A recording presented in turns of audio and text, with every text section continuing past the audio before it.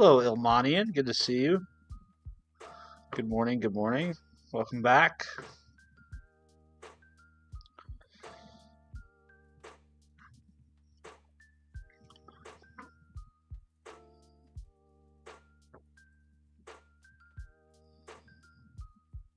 Good morning, crew. Good morning, Danny. How you guys doing? All right. Let's see. We are here. We are live.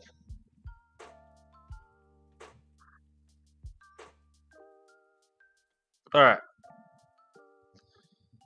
Hello, Duck Boy. Good to see you. You third. Nice. Nice. That would actually be a pretty cool way for YouTube to like reward people for showing up on stream, right? Right? Like tag your username or something in chat with like what place you got to the stream.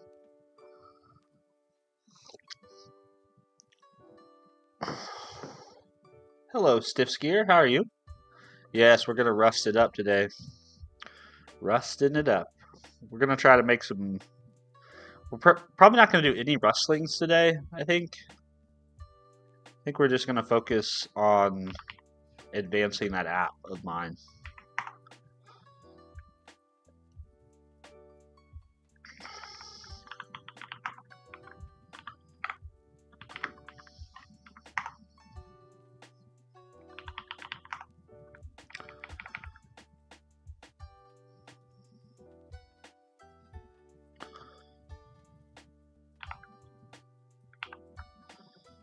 All right, here we go.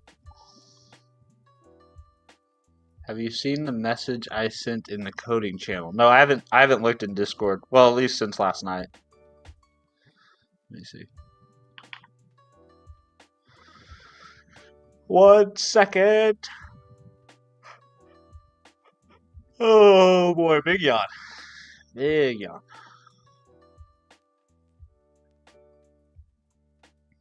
Let's see, Discord.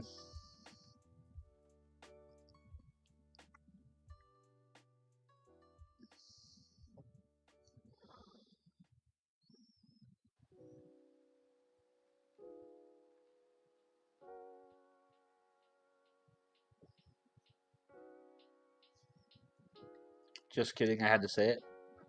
When do we want it now? Rustlings? We can't. I mean, we could do rustlings if you guys want, but I feel like we should make some progress on this notepad. I feel like this notepad project is like stalling.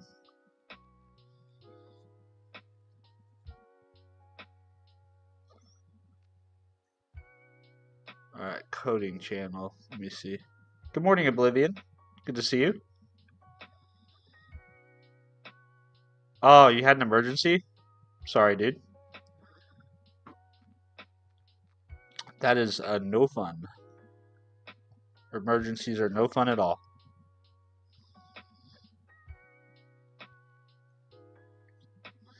I need to do something important. Gonna come back later. Yeah, man, no worries. Even if it wasn't unimportant, even if it was not an important thing, if you had to go do an unimportant thing, I say, go live your life, man. Oh, Oblivion's in both places, Twitch and YouTube. Nice. Thanks, Oblivious. And Oblivion.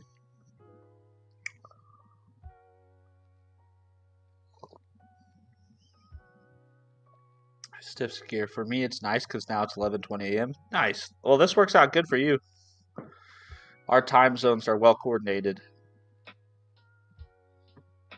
Right now, I'm about finishing a single project, then continuing, but not continuing till a project is finished. I actually really like that, and I've been having a lot of thoughts myself around that because since I started streaming, I've gotten into this really awful place where I basically have like 3 or 4 projects running concurrently, and I'm trying to somehow figure out how to balance making content around all of them and also working on all of them. And so I think I'm going to have to find a better approach than just having like a lot of stuff all at once because I think I do better. I think I'm more productive and I think I make more progress when I just have one to focus on, just like you said, like pick a project, only work on that project until completion, then start the next one.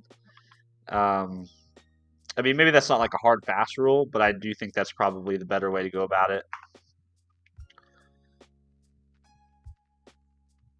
Good morning, Kale. Good to see you. Man, am in similar position right now. Really? Nice. Crew. Maybe weekends rust, C sharp, and go on work days. Yeah, I have to. I just have to find a better way to balance it. I have to find a better way to coordinate it so it doesn't feel like in the day or week, I don't feel like I'm having whiplash because I'm trying to do this one thing in the morning while I stream. I'm trying to make videos about another thing. I'm trying to have a personal project about something else. So I have to find a more sustainable way to go about it.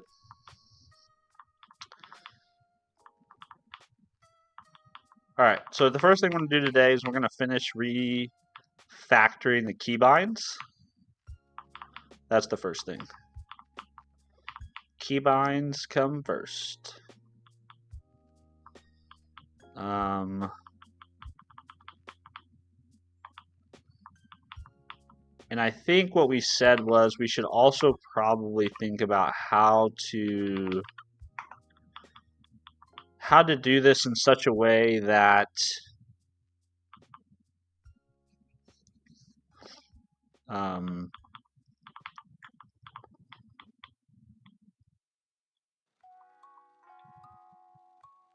that doesn't require a bunch of explicit definitions. So I guess what I'm thinking is, can I have a struct, call it keybind, and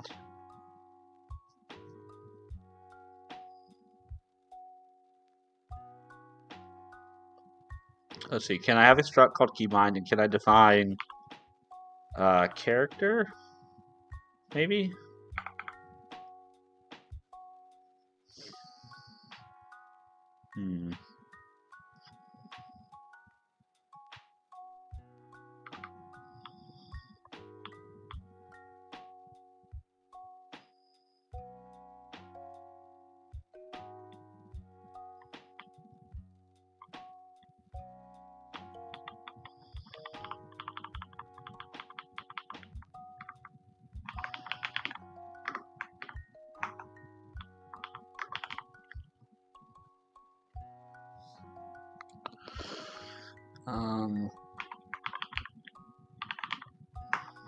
Yeah, so I'm thinking I should have something that's like character,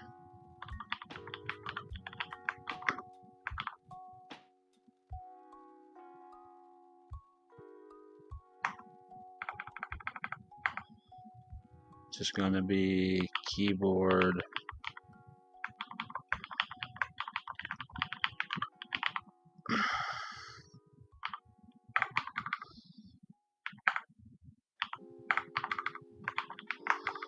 and then can I have something that's like message or action, maybe? Message is probably the better way to go about it. Message. And then have something that says impl keybind function should handle, something like that.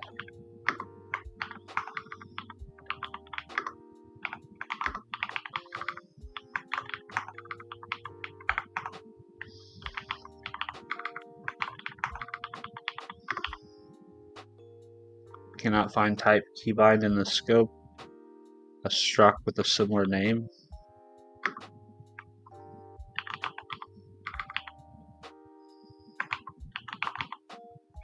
Did I not do it right?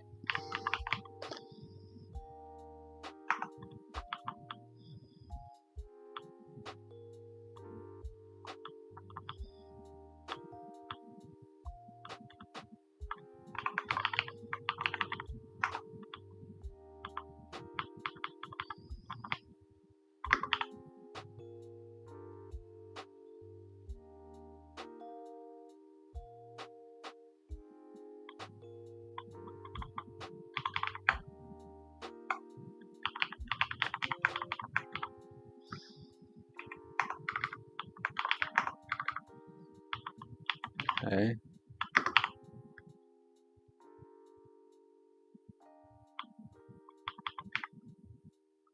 Maybe key binding. Okay, so how do I declare a method on a struct? I feel like I knew how to do that, but apparently I don't. Let's see. Rust declare a method on a struct. Did you code the lo-fi generator? No, Kale. Kale, thanks for going over to Twitch too. I actually use it from a gentleman named Dylan Turner. Actually, if you type exclamation point lo-fi in the chat, it links to his website. And you can buy him a coffee if you like the website and enjoy it. I've never actually gotten to speak to him. I've sent him a few emails to see if he would ever be interested in talking about it.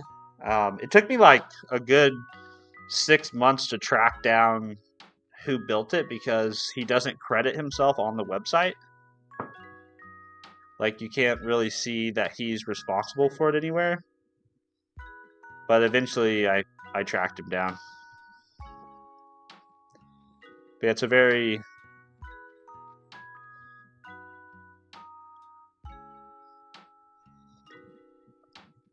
cool project. Creators, what are you coding? We are building a notepad application. Is what we're doing.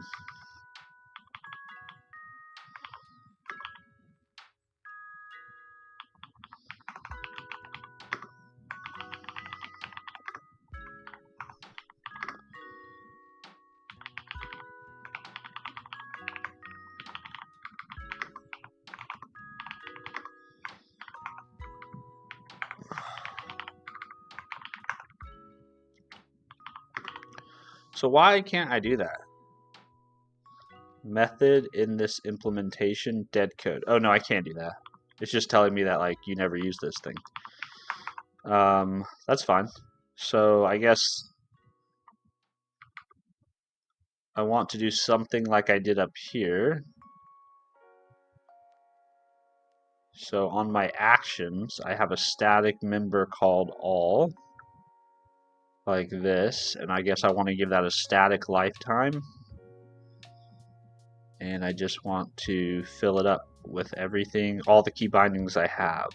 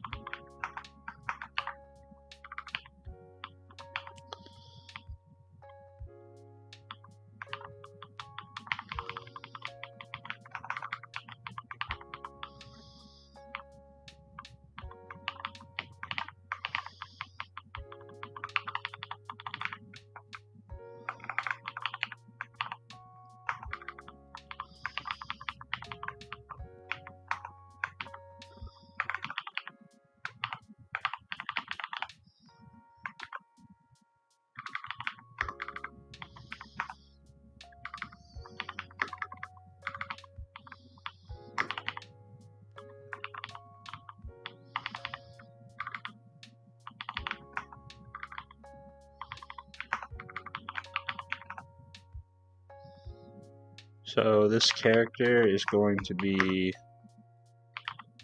keyboard key character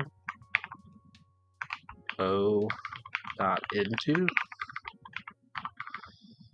and then message it produces is going to be this guy.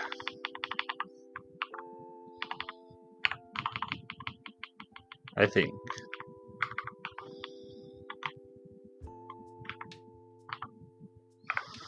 Or maybe I actually need. Alright, so this is where my mind's at right now. And then what should handle will do is should handle will take in the key that was pressed, which is of type what? Something key. Did we just become best friends? Hey Smash, thanks for the follow, man. Does it use the motions? The Notepad app, you mean? It does not use the emotions. I would like to have the emotions in it, but I haven't actually built any of that. Maybe that's something I do at some point, but right now I'm just trying to get it to a point where it's like kind of relatively done.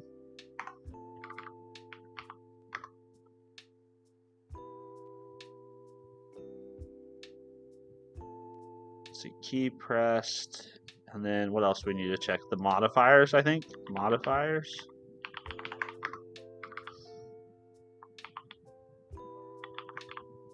Modifiers.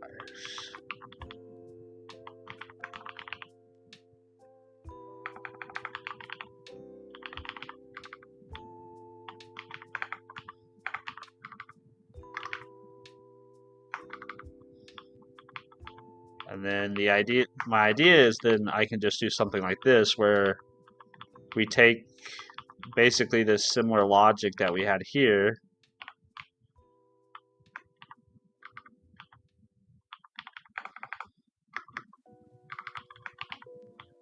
and we say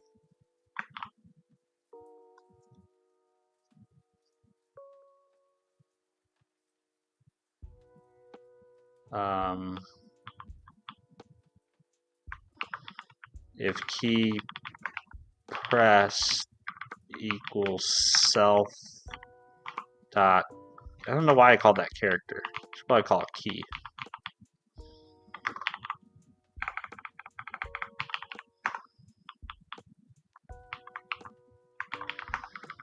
And so then it's just a matter of this return.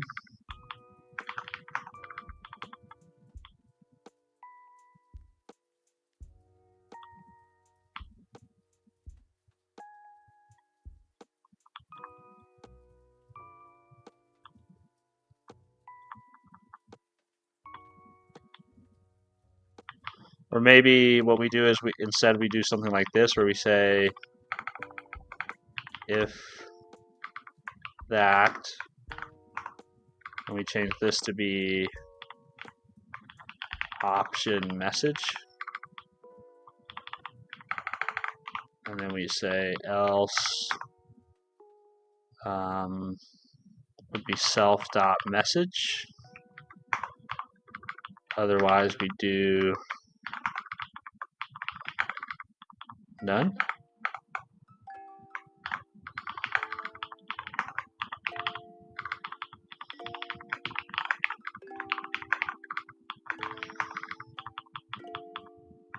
Okay, why are you unhappy?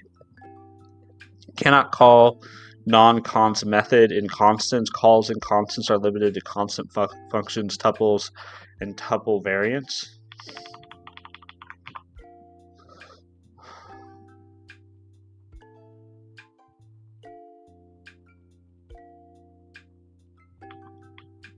Okay, so is there an easier way to create a key?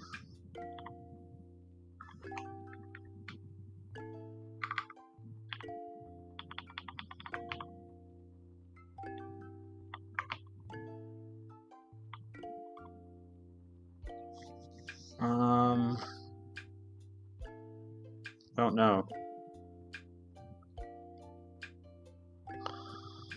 I don't know.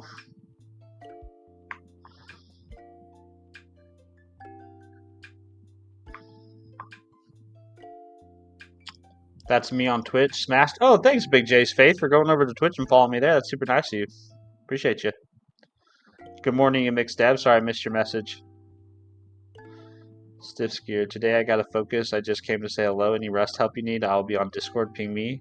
Nice, dude. That's super kind of you to offer your help. You mixed dev. I think a project can be completed even if you have 2 or 3. Only if you have like a topic to learn about.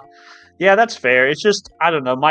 Whenever I have a bunch of projects going on simultaneously, I just feel like my mind or like my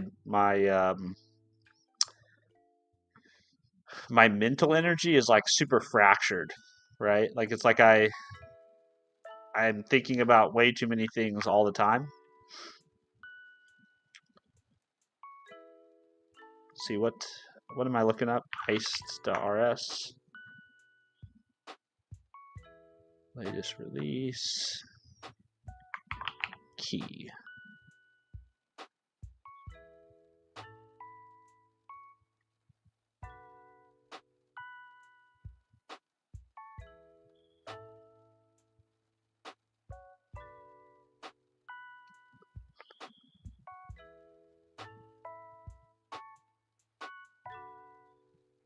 So it looks like that's the way you're supposed to new one of these things up.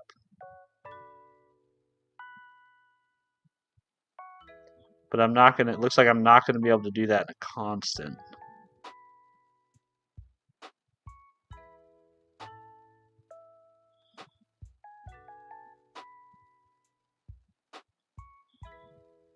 Okay, so how else would I go about doing this?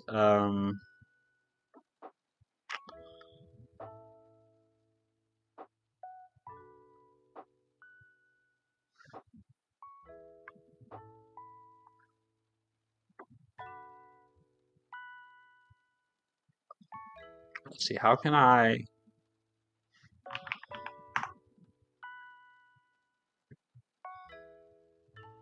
You have used 80% of your premium request this month. Upgrade to increase your limit. Oh, wow.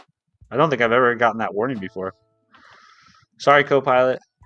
I guess I should use you sparingly until the end of the month.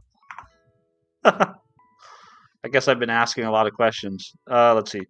I'm new to Rust. Let's also put this on fast. Let's see. I'm new to Rust. I'm trying to create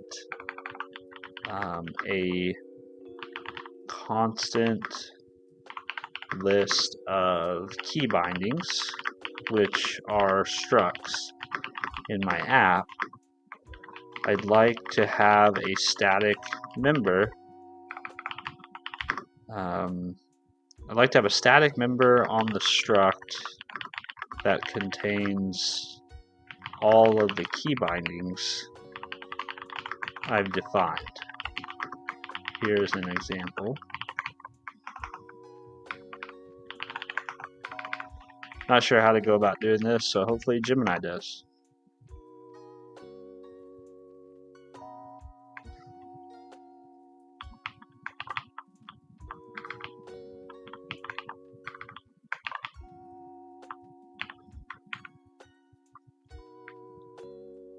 Oops, I don't think I yanked it to the right clipboard.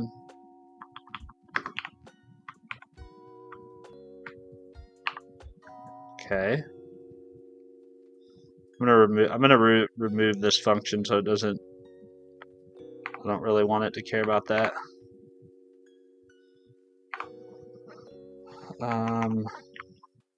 The problem with this is that the compiler says I can't call into there.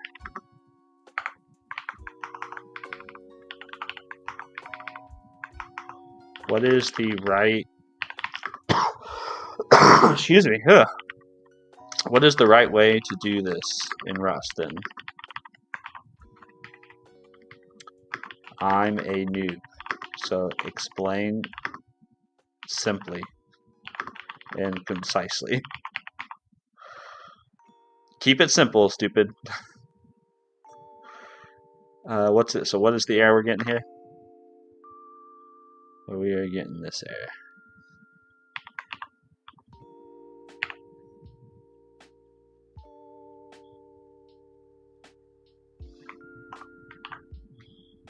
Crap. There we go.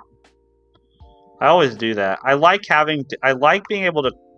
I like being able to copy to multiple clipboards, but I always forget to copy to the right clipboard all the time. Okay, let's try again. Let's see. In Rust, const values must be fully determined at compile time. The error happens because into or string from involves logic that runs at execution time, often involving heap allocation. Rust compiler isn't allowed to allocate heap memory while it's building your program. Use lazy static or once cell. You'll need the once cell crate or lazy static. Instead of a const, use a lazy static. If you really want a const array, you have to avoid anything that uses string or .into. You must use types that can be constructed with const functions. If your keyboard.keyEnum has a variant that accepts a static stir instead of a string or small stir, you can use that.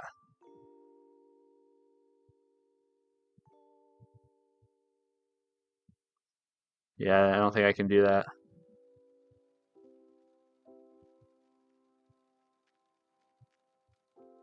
So what is, I don't understand what lazy is. What is, so explain lazy to me. I've never encountered this before.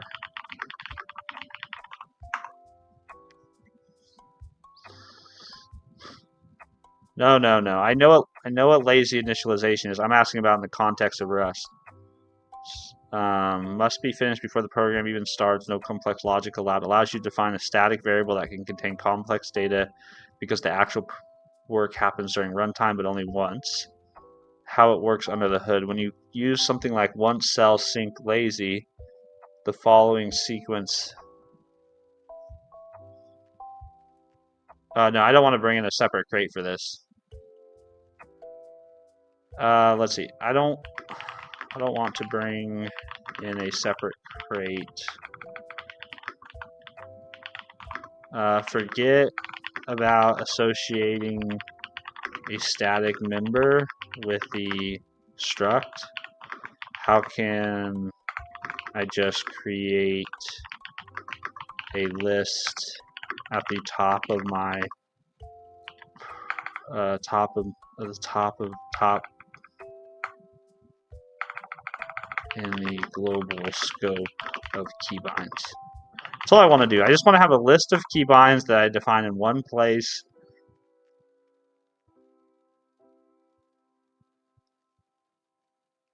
Okay, this is fine. This is what we'll do.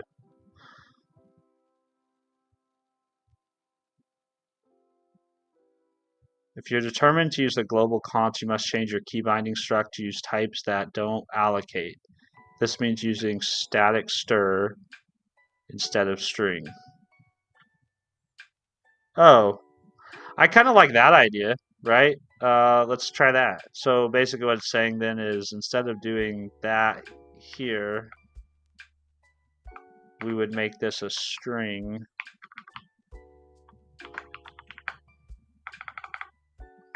Like this. And then here we would do let key equals keyboard key character, and this will be self dot key dot into,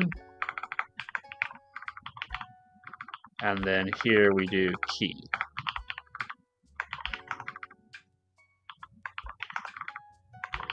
Yeah, I think I like that better. What are you complaining about here? Missing lifetime specifier? Is this why Jim and I was saying we have to do this static? And static.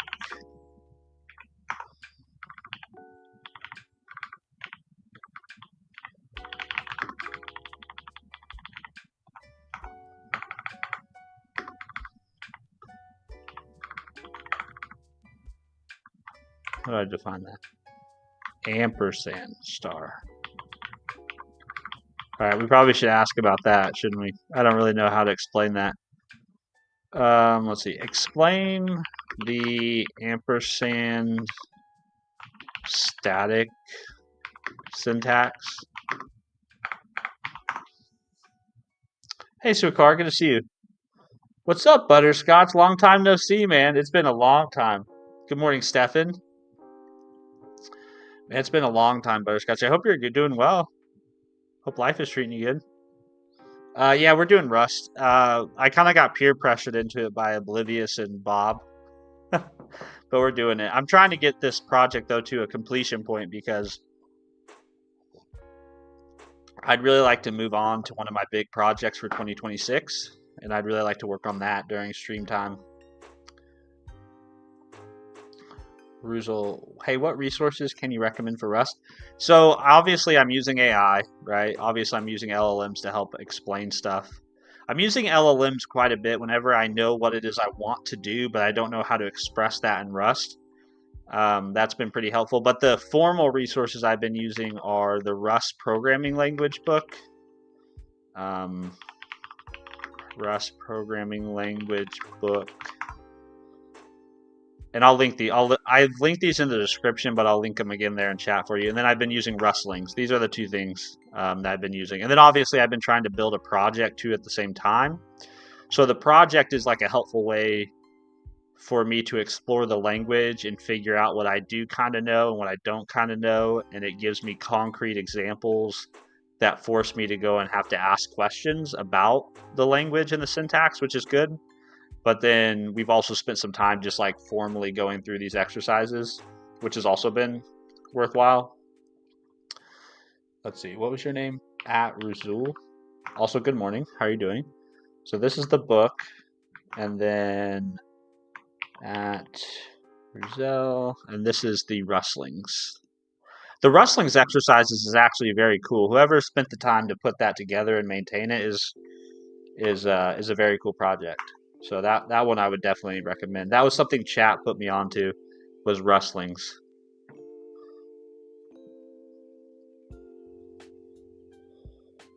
The most common place you see this is with string literals. When you write hello, that text is baked directly into the final compiled binary. Yep, we know that. The global if you define a global constant or static variable, it must have a static lifetime because it never goes out of scope.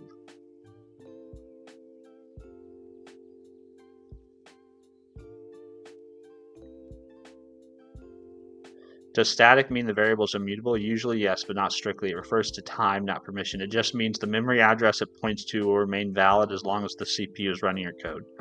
Okay. That's easy to understand. Now, why are you upset here?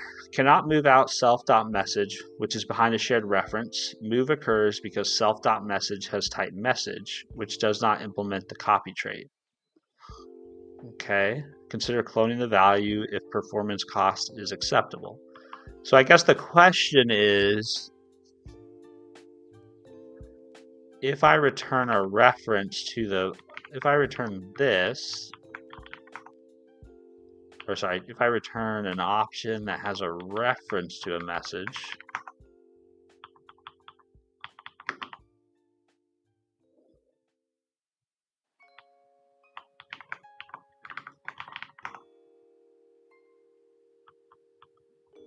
well, I don't think that would satisfy. I think cloning this is probably fine. What do I know? I think it's probably fine. So then the idea would be here is the whole idea of that this refactor is that way it should make defining my key bindings easier, right? So theoretically what I could do is then I could say for key binding in key binding dot all, oops, all,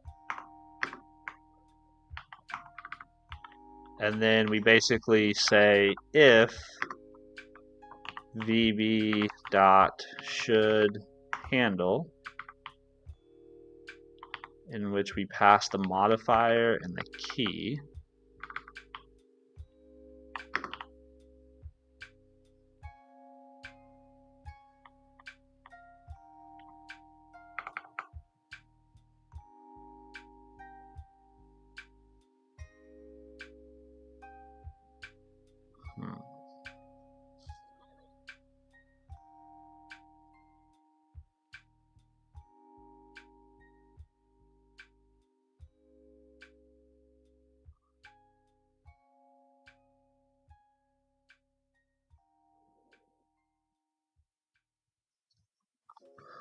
I don't know if this is the right way, but this is what I'm thinking. Okay,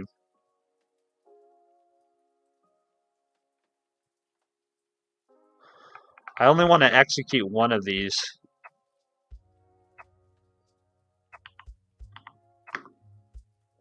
So maybe I should return a Boolean. Maybe I should return. I only want to execute one of the keybinds. So maybe this should be return, remove all this, change this back to bool.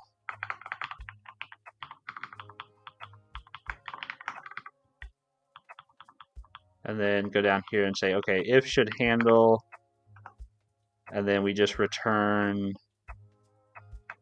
some vb.message.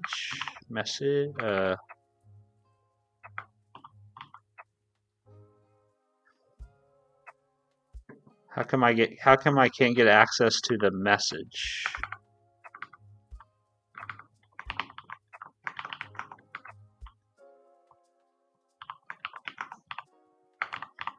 Welcome to the party, pal. Hey, that's super nice of you, man, to become a member. I really appreciate that.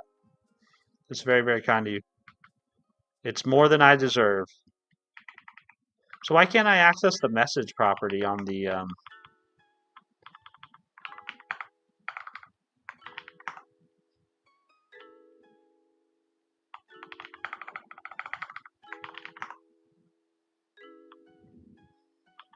7 error maybe?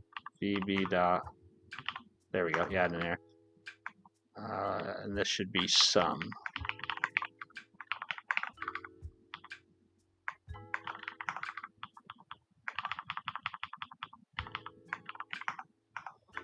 Otherwise, just return none.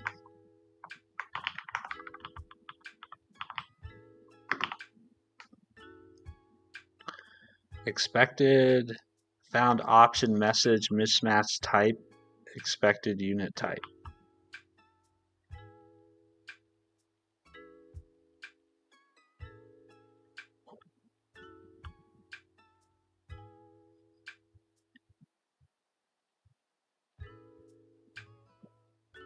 So why is that any different than what I'm doing here? I wonder if do I need like an explicit return here? Like, hey, return this thing.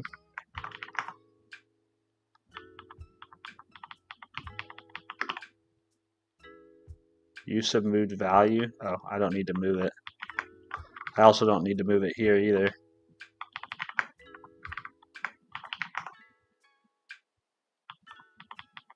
Which means I just want to look at this like that.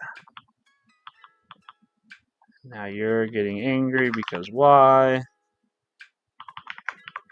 Because I need to say this. And you're getting angry because cannot move.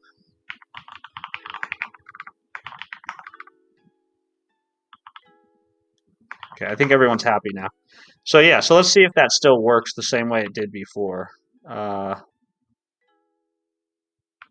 see if that still works. Cargo run. Can I know what you're building? Hardy, I'm building. Hey, what's up, Pablo? Yeah, I got my haircut the other day. Thank you very much, man. It's funny. You can always tell from all my videos and my content on my channel when I get haircuts because like the thumbnails get like progressively more shaggy.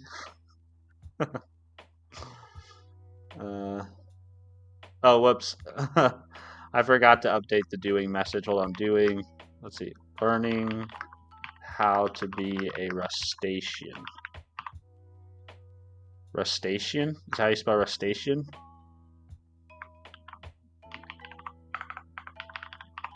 I think that sets the topic now.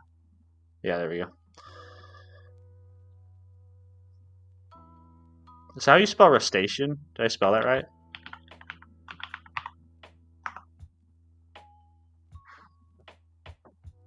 Yeah, I think I spelled it right. Hardy Kennedy, that's great. Yeah, I'm learning Rust and we're building a Notepad app. So this is what we're building right here. So we can do stuff like this. Good morning. And then we can preview it as Markdown. And then we should be able to still open a file, which we can do.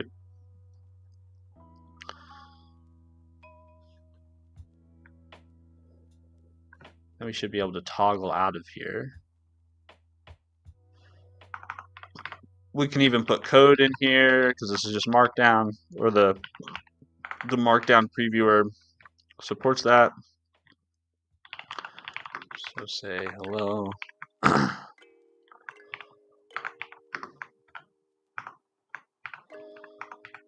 We do need to add Vim motions to this though, I will tell you. Vim motions.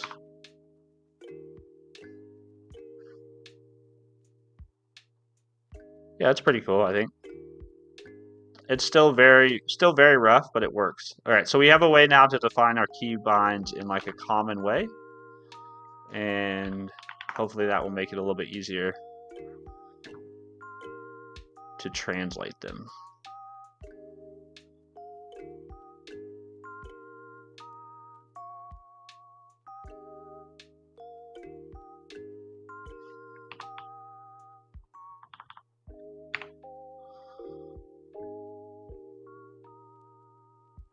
I'm just going to move these over to a separate place so that I can see them while I refactor.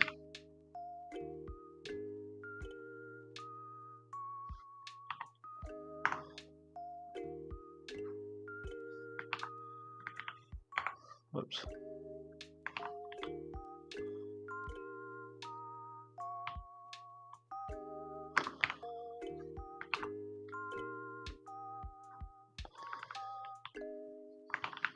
Okay.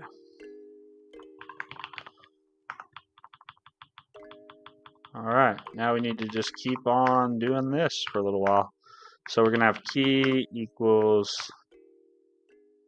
in, and that will do what? That will make a new file. So this will return a message.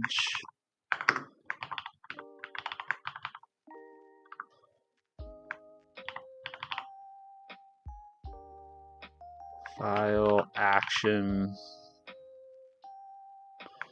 selected, and we will do a new file action like that.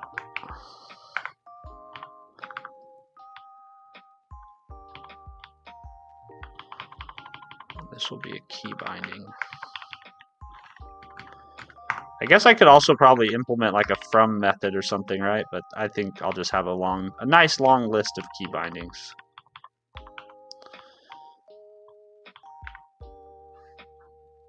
So now what we want is S. This is going to be saving. Oh, we also need some way to indicate whether or not we need the command modifier, right? Because some of these don't actually, I guess they all need command, but some of them need shift. So we'll have to figure a way how to express that. So we also need to figure out how to express, well, we want Control Shift S to be save as. So this needs to be save as. And so I guess we need some way to say like,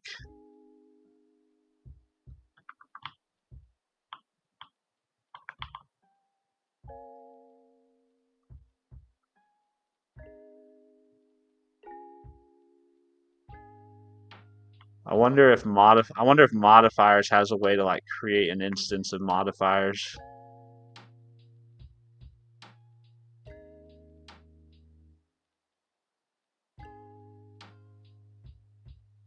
From name is empty, is all intersects, contains, insert, remove, set, intersection.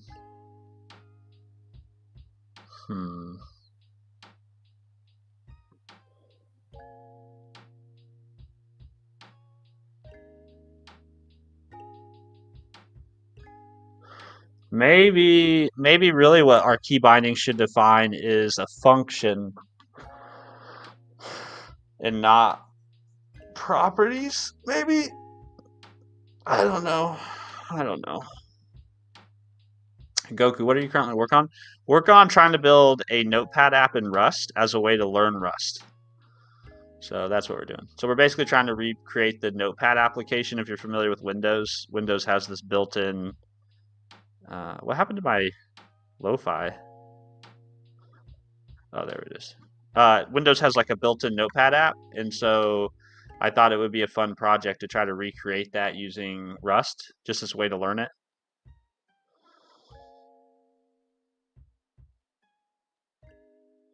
Ilmanian, that's some cool stuff. Oh, thank you, Ilmanian. Uh-oh, I think my mouse disconnected. Why did my come back?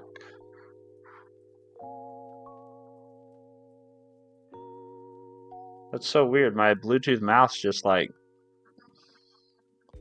did it die? It's not dead.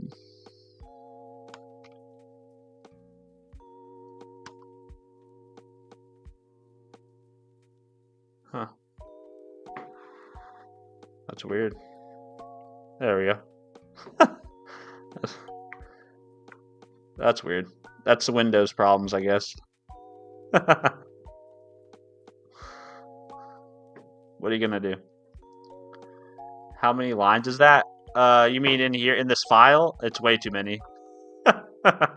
It's way too many. It's basically a single monolithic file right now, which at some point we'll have to refactor. It's 563 lines of code at the moment.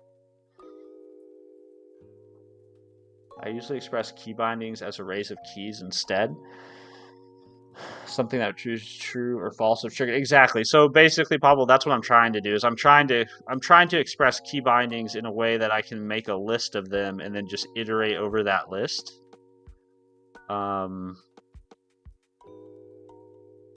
Yeah, that's what I'm trying to do. And so I'm trying to find, I guess, the right way to represent that, but also make it composable, right? This is basically how I check to see if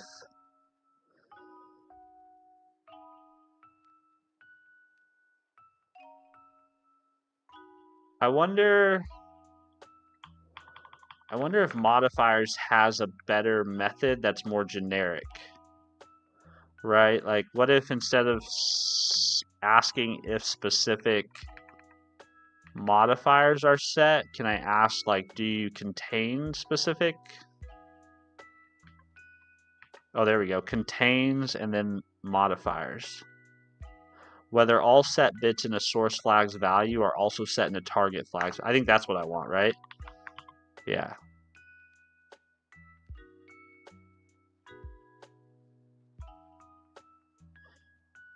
I think this would work because then I'd be able to say something like, because then I could do something like modifiers, right? And modifiers is going to be this.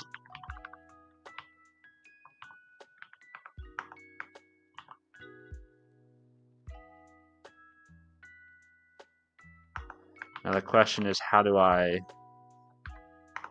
define one of these guys?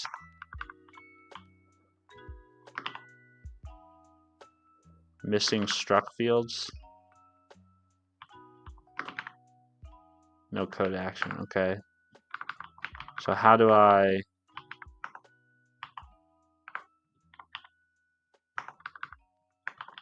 So it does implement a default trait. A trait for giving a type a useful default value. Sometimes you want to fall back to some kind of default value.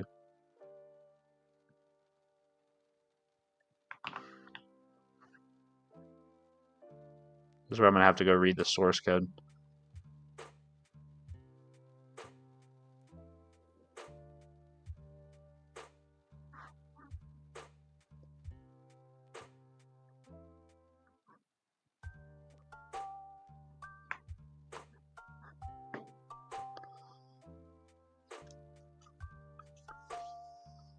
Omanian, you think it's going to be like a week or longer? I don't think so, Omanian. I think I really would like this to be wrapped up much sooner.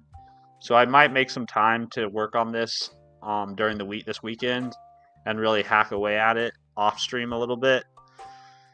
Not because I'm not interested in learning Rust anymore, or that I'm not enjoying myself. I'm looking at the calendar and I'm thinking, okay, I know what projects I want to build in 2026, and I know many of them are, or at least two of them are going to be multi-month probably endeavors, and so I just need to make the most of the time I have on stream, you know. Estif font. Estif, I think is how you say your name. Estefano? Maybe that's how you say it. Estefano. Are you using NeoVim? I am using NeoVim. We were just talking about that last night in Discord, that we need to get some shirts made that say, like, I use NeoVim, by the way. uh, sorry, I kind of fell behind on chat here. I've been meaning to try the ZGUI library that's kind of like HTML, but not quite. We actually looked at that. I think we looked at what you're talking about. ZGUI library. This is the framework they use to build this thing. Like you said, it's HTML, but it's not HTML. Yeah, those are my config. What Pablo just dropped in the chat are my NeoVim configs. That's actually kind of cool. This reminds me of I've been working on a project in C# that is a TUI, and it sort of has a fluent interface like this. Huh. That's interesting.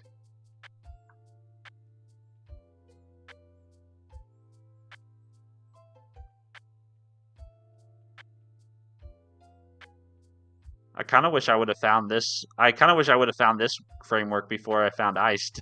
I don't know if one would have been easier to work with than the other, but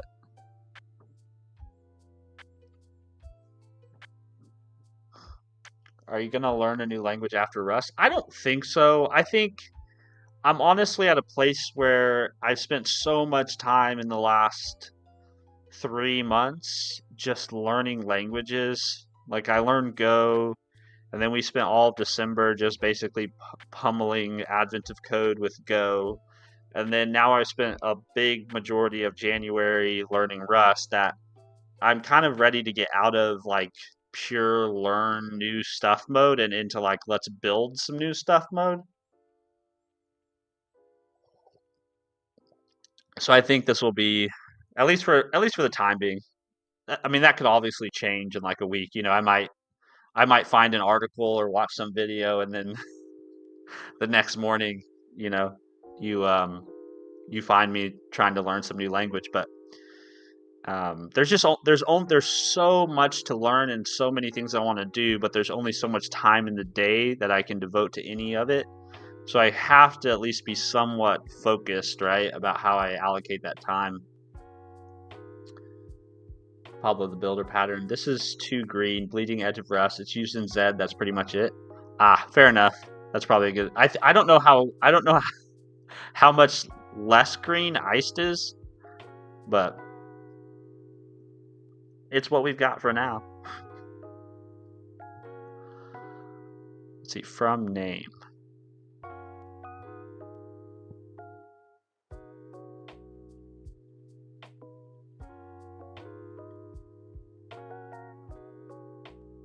I really just want to figure out.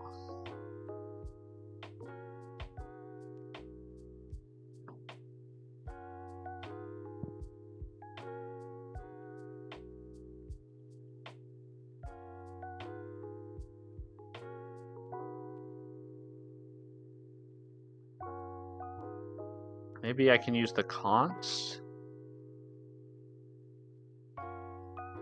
So can I do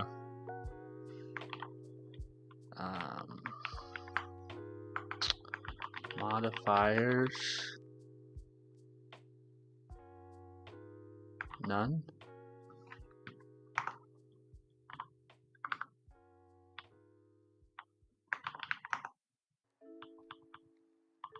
Or I guess actually I want control.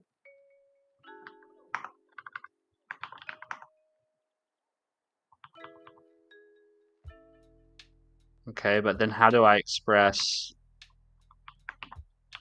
how would I express, dang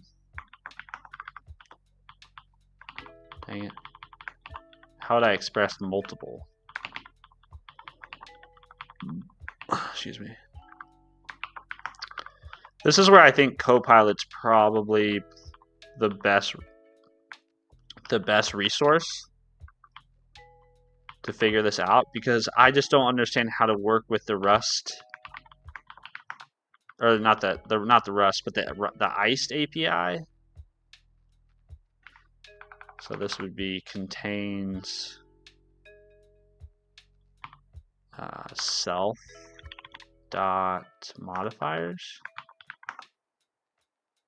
Yeah. So I don't know how I would do multiple though.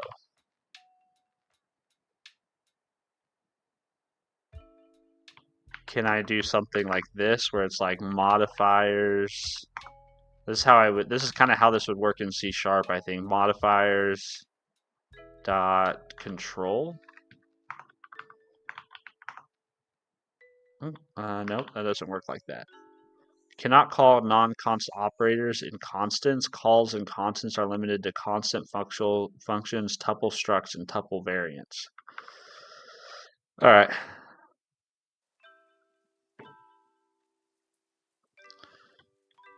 ice.rs, and then let's go to the GitHub. Man, my mouse is just giving me all kinds of trouble. It's lagging everywhere.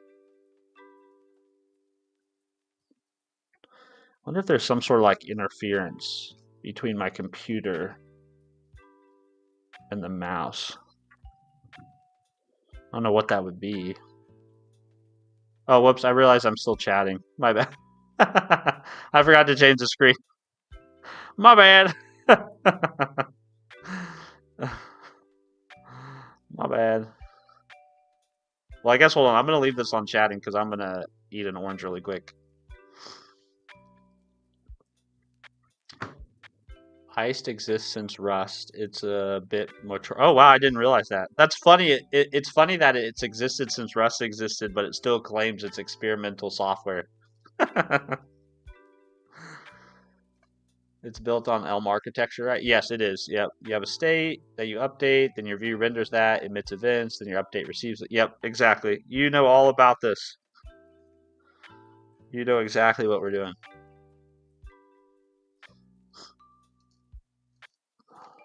Also, hold on.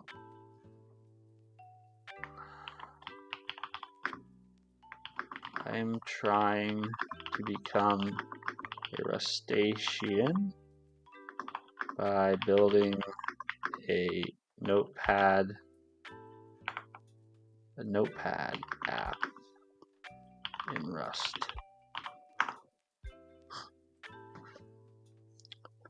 Because UI took some time in Rust, that's why ice is barely there. Ah, fair enough. Fair enough.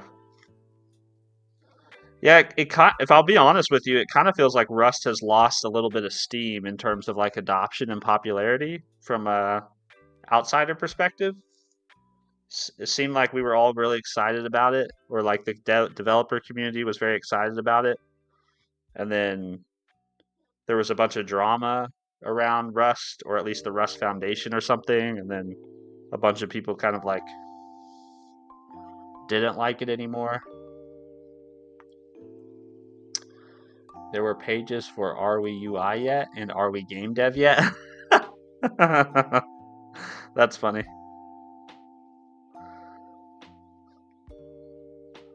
They were having a crisis of identity.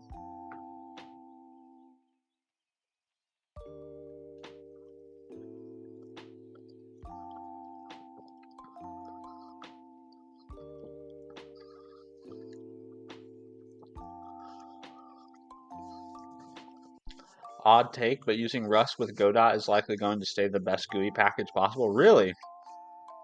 I've not used Godot. Or I guess it's pronounced Godot. I don't know how it's pronounced. Let's see how SpeakerBot pronounces it.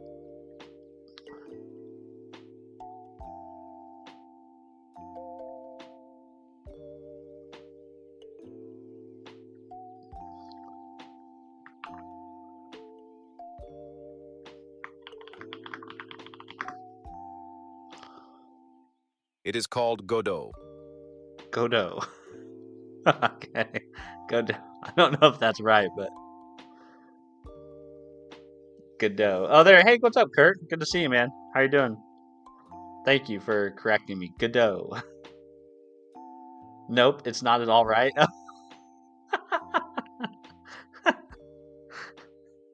Well, I'm just gonna keep pronouncing it incorrectly. Nah, the best GUI is unfortunately the web. The web is OP. I will tell you that.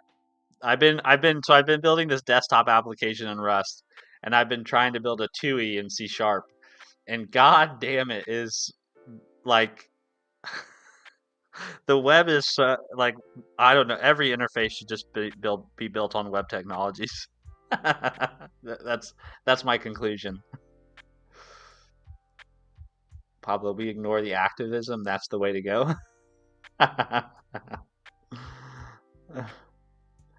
Watch Windows turn into an OS on top of React. There you go. There we go. That might be an improvement from where we are today. Yeah. I love Flexbox too. Flexbox is OP. Although Grid, I've seen some people do some really cool wizardry with Grid. I'm not as familiar with using Grid, but I've seen some layouts that people have built with it, and I thought, well, that's pretty sick.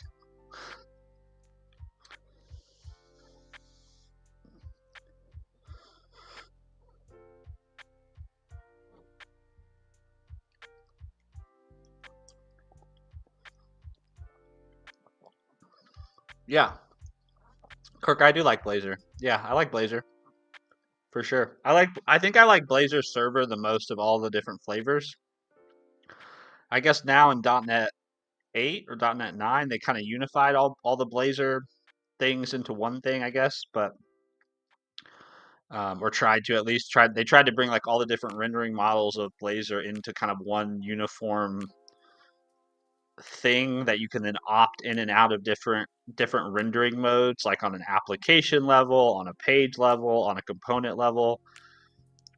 But I think I still prefer just give me interactive server mode and call it good. It's probably all I need.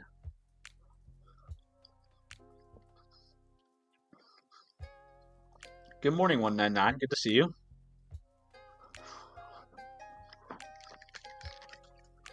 I'm gonna throw my orange peel away real quick. One sec.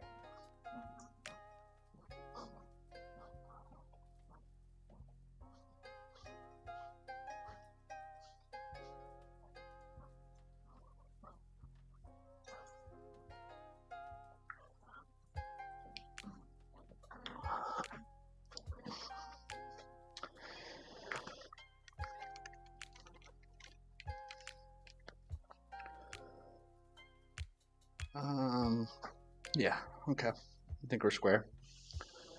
March begins the home lab. Oh, what do you got planned for your home lab? Tell us all about it. I would like to hear about the plans for this said home lab. Maybe it'll inspire me to do something with mine. Yes, it is. It is the man, the myth, the legend, Pablo. We haven't had him here in a while, but he's here today,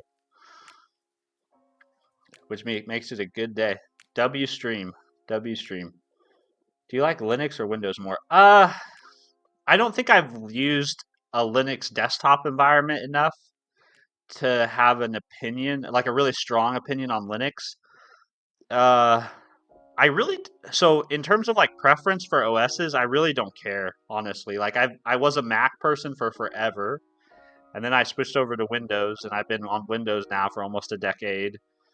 And I guess the next decade will be Linux. But I feel like, it's a computer, right? As long as I can accomplish the stuff I want to do on it, I'm good. I mean, I do understand everyone's criticism of Windows. I understand the knocks that people have against Windows. Totally get it. And I will never fault anybody for having deep feelings about an operating system. I just don't carry those really. Like I use what's familiar and what's useful and cost effective at the time, and if it like gets the job done for what I need. And if that ever changes, then I'll change, right? So if I need to change the OS to accomplish what I want to accomplish, then I will. But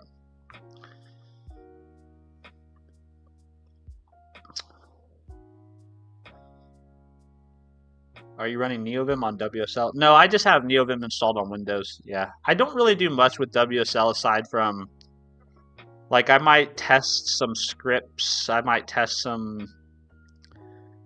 use WSL to test some Linuxy things from time to time. Obviously, I use it to support Docker Desktop on Windows. Yeah, there's not. I don't use it terribly more than that. If I need something that's Linuxy, I usually just jump into a VPS that I have. That's typically what I do. Steven is most likely an Android guy. I have both. So I've always, since I started working, I've always had both. So I have one phone that's my work phone, and then I have one phone that's my personal phone, which is an iPhone, and then one phone that's my work phone, which is an Android. And that way I can play in both worlds and kind of keep an eye on what's going on in both places. And the thing is, and I I was talking to somebody about this the other day.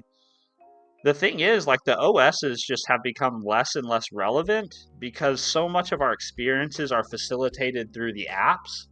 So it's like when you're in Gmail on the iPhone and you're on Gmail on your Android phone, it's like you're in Gmail, right? And like when you're in YouTube on one or the other, you're in YouTube. So and that's kind of the way I feel about OSs on the desktop too, is like at some level the operating system kind of fades away a little bit because you're using a lot of the same applications and GUIs and stuff and same tooling, and so it just kind of like it almost becomes a little bit irrelevant in a lot of ways. Good morning, Almighty. How are you? Good to see you.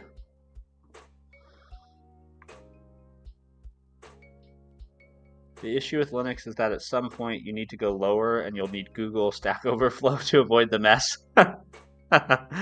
Yeah, I mean, I think that, yeah, and I think that's the same issue with like using NeoVim over VS Code or Z, right? Is like at some point you like unknowingly walk off the edge of like playing in the box, and then once you've fallen over the edge, now you're in for a wild ride. Probably, yeah, I think the same. Give me an EOS, I don't care. I just want productivity. Yeah, because I think even if, and I don't know if I've ever mentioned this, but I think even if I switch to Linux, I would probably still use PowerShell as my main shell of choice, right? And so then it's like, well, my shell is still the same. I'd probably use NeoVim, but my editor's still the same. Yeah, I think even if I switched to Linux, I would still end up in a lot of the same places and using a lot of the same tools uh, that I'm already using. So I don't know. So I don't know how much of an impact it would have on me or my workflow.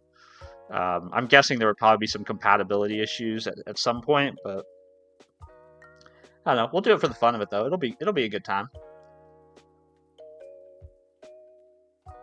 Mint is pushing to reduce the terminal's requirement more and more. I started to recommend people wanting to leave Windows but are scared of Linux. Mint. Okay, I'll have to remember that one.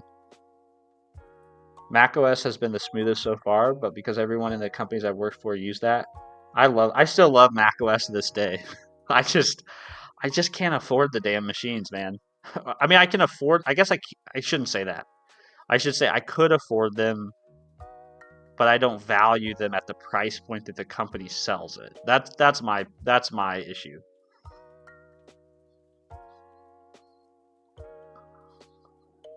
Got my coffee. Me too, man. I got my coffee. I'm actually on my second cup.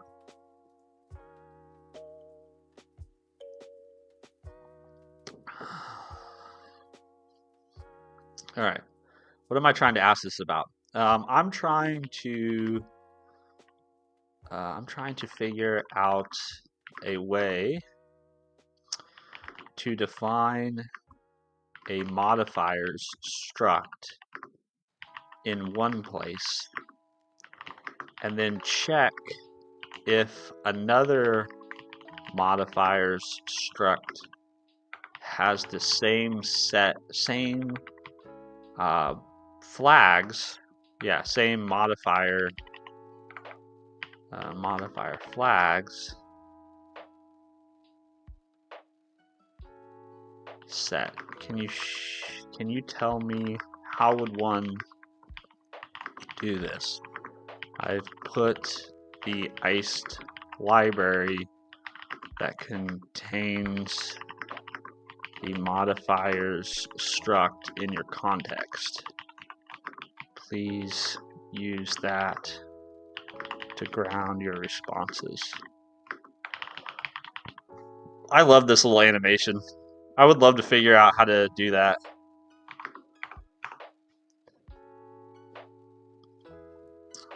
ThinkPads are goated. My old boss at my old company, his name is Greg Zink, and he swore by a ThinkPad. He loved the like nub in the middle of it. So like his office, he wouldn't even work.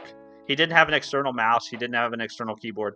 He would just have his laptop docked, and he would do all his work with the nub and the keyboard. He swore by it. That was like, he said he'd been working with one for like 10 years or more or something, like, and so whenever like the company would upgrade laptops or whatever, that was always a TIFF. Let's see, define a constant for your defined modifiers. Okay, define it in a oh, so I was on the right path, but I just can't do that where I want to do it.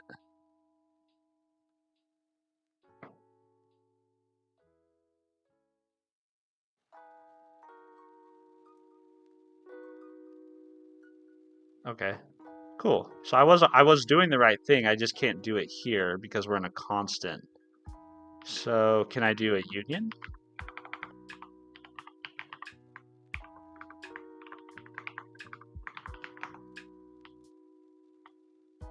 Nice. Okay, so let's just do that then. Okay, so then we'll come down here and we'll say this is actually a union to modifiers dot shift.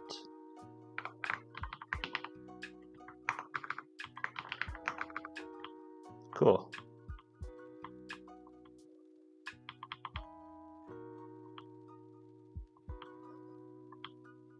All right, so then I removed those keybinds. So then let's go back up to where our keybindings are being defined.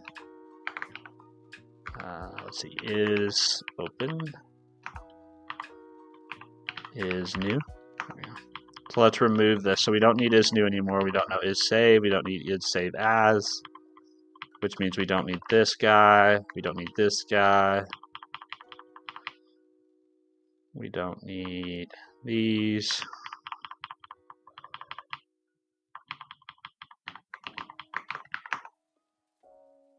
Okay, and if everything works, should be able to rerun this and have those keybinds still work. You write your scripts in Go and build them into binaries? That's pretty cool. Who does that? Kirk does that? PowerShell commands are too terse for my liking. I'll write scripts to support it, but I couldn't use it like a terminal. Yeah, I will agree with that. I would 100% agree, Kirk, with the PowerShell commands being well, no, you said terse. I guess I would think PowerShell commands are too verbose. Like, you know, like get child item, that sort of thing. Smashed him. Second cup, rookie. I'd like to pin that message. I'd like to. Oh, I can't. I don't think I can. Can I not pin that on Twitch? That's a pretty funny message. I think Jay's face.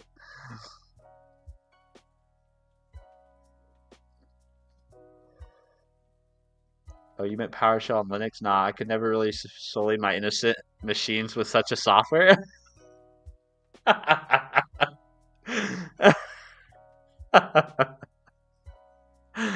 Blasphemy! PowerShell on Linux? How dare you? Down with you! Down with you! Okay, well don't ask me to show you my private servers. uh,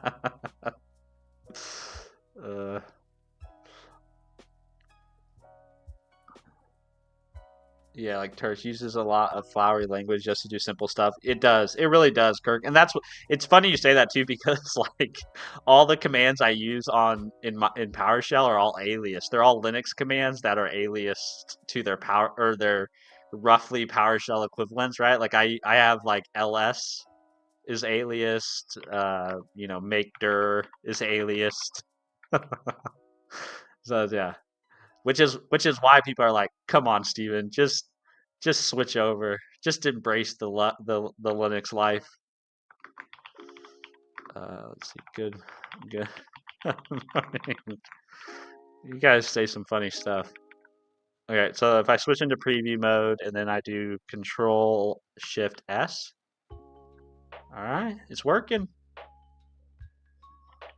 This was only a test. Okay, so I think we can be pretty confident that we are doing things correctly. So let's just go ahead and finish out the rest of the. Um, let's finish moving the rest of the keybinds. So we need to move the W key.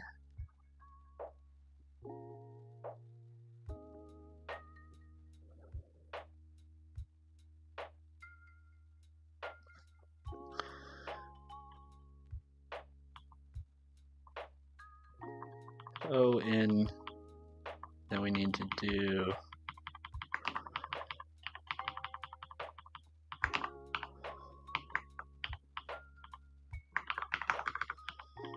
Whoops. I swear, at some point I'm going to get more proficient with Vim motions. So we have.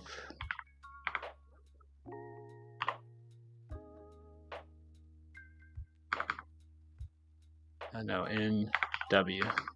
This is going to be just modifiers.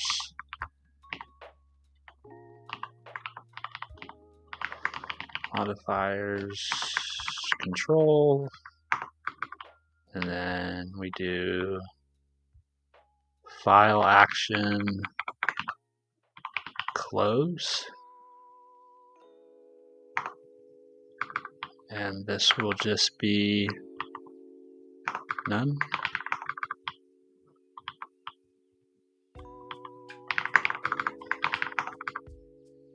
Okay. And then P is preview.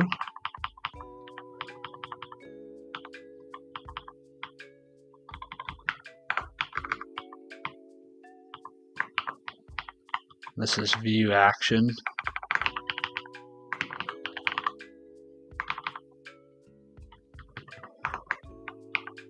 And this should be view action selected. Yeah, just learn at your own pace. Try to learn things as the language intends. When you learn Python, you learn Python way. When C, you learn the C way. That's actually something I wholeheartedly agree with. Just kind of, like Bruce Lee said, right? Be like water, my friend. Like kind of when you're learning a language, try to conform to the way that language does things. Because I think that's part of the value. Like, doesn't mean you have to stick with that language and you have to write that way. But I think that's part of the value of learning a language is like you're learning how other people approach solving similar problems, right? Which opens your eyes to a new way of thinking. So I think if you try to like shoehorn your approach from one language into another language, you kind of miss some of the value of learning the new thing, in my opinion.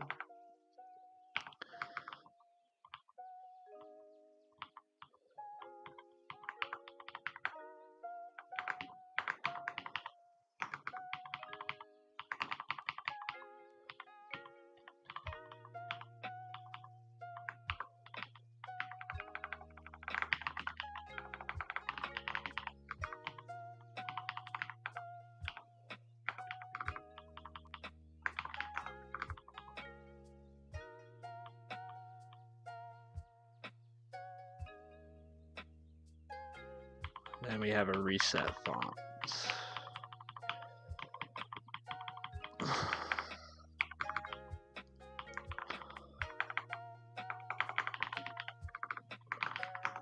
All right, so we've got all our keybinds, I think, moved. We have toggle preview, close, is save new, reset the font,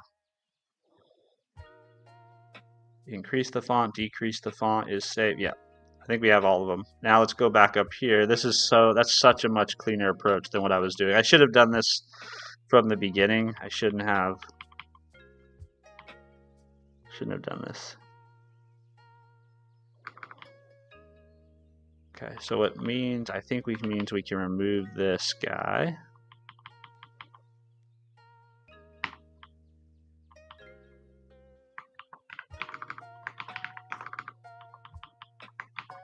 Okay. And let's see, you're going to complain, I think, about something. Used import bindings. Remove all unused imports. All right, let's give it a quick manual test and just make sure all is well.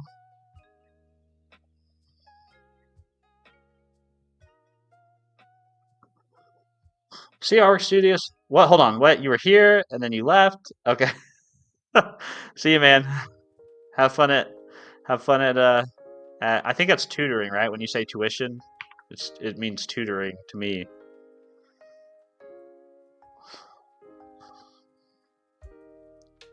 Okay.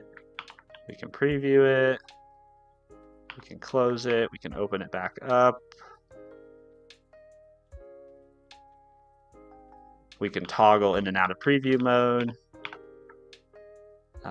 What else can we do? We can increase the font. We can decrease the font. We can reset the font. Wonderful. We can save this as a new file. Okay, wait, that one's not working.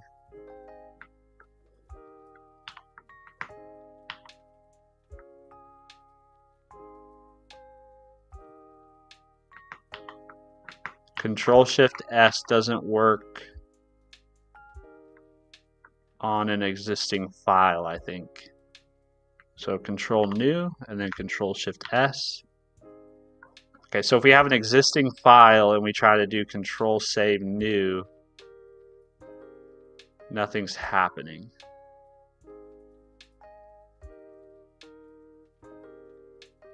Oh, that's also a bug. So if I open up an existing file and then I do Control Open again, but I cancel it. Oh no, I didn't do it that time.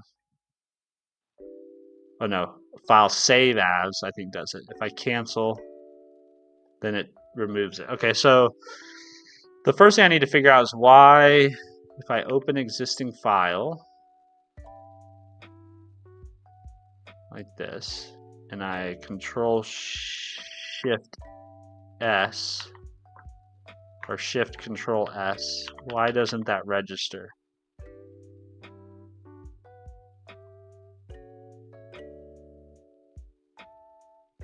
Is it because I'm focused on the editor? Is that why? No? But it does work if I'm on a new file. So there must be something about... Okay, let's go look at what is happening there.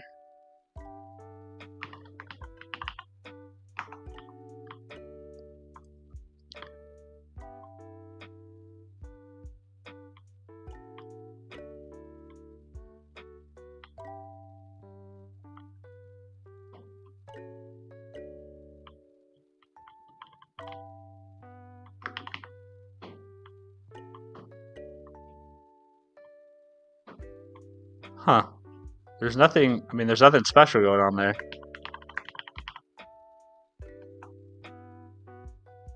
Oh, I bet, you know what?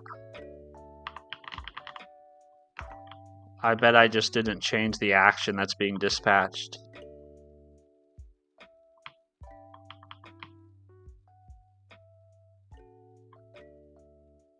No, I did. Huh. Well.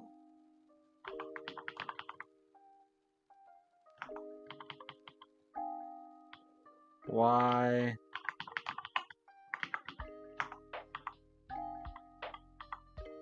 Why isn't that working? Are we even getting here? Let's see. Print line. We are here. A little bit of printf debugging. By the way, I know some commands for Linux. Oh no, are you trying to make people delete stuff? Good morning, Wilo Gamer Pro. Good to see you. How are you doing, sir?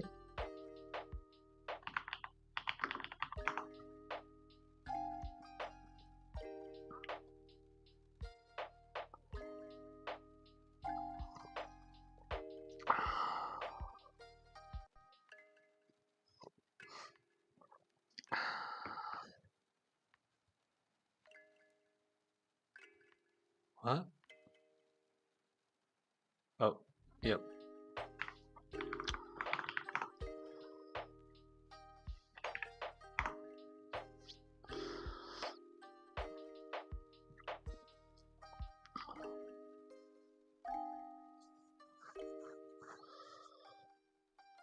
All right, so let's open this guy. Cool. And then if I do Control-Shift-S,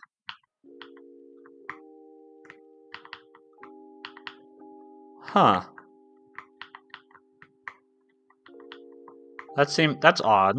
Okay, so Control-Shift-S doesn't work on this tab, but if I go over here and I do Control-Shift-S, it works.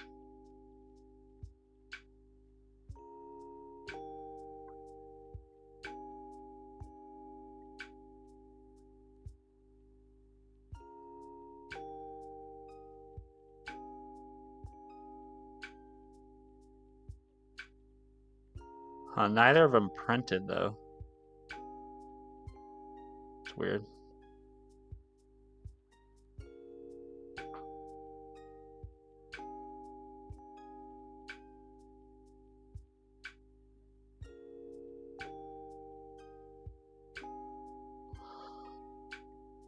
This is a weird bug.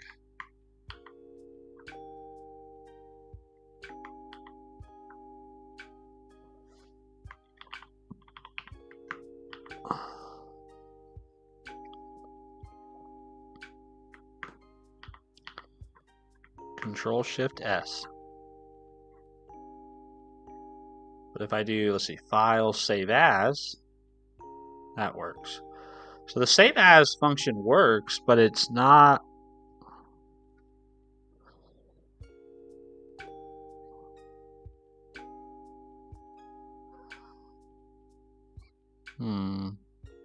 It's weird.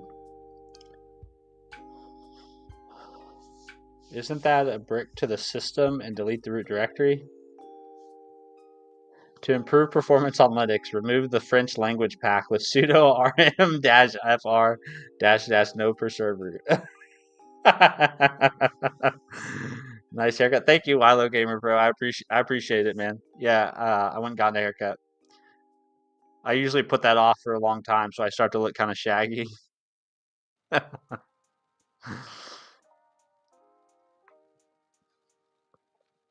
don't know how to. So I don't know how to debug this because it doesn't look like my print statement, which is weird.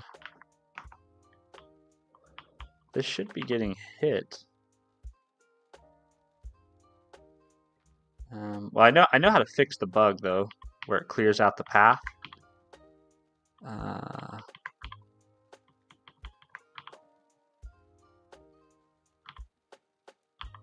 We also shouldn't really be keeping track of the path like that anymore. Oh, no, we do want to do that. No, sorry, we do want to do that. So what I want to do here is I basically want to say match path and inline the variable.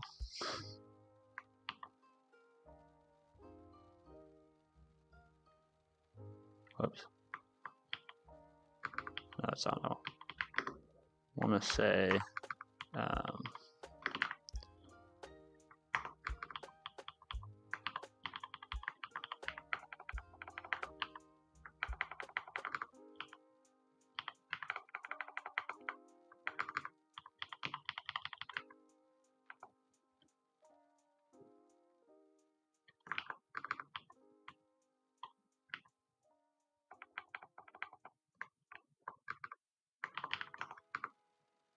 oh, actually, this would probably be handled by doing something like if let sum equals path, then current file equals path.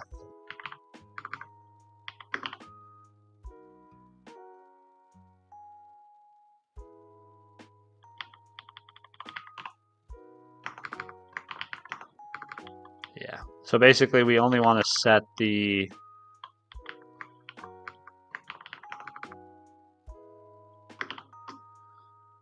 redundant pattern matching. Consider using isSum. Oh, that's much cleaner. I have to remember these methods exist. Yeah.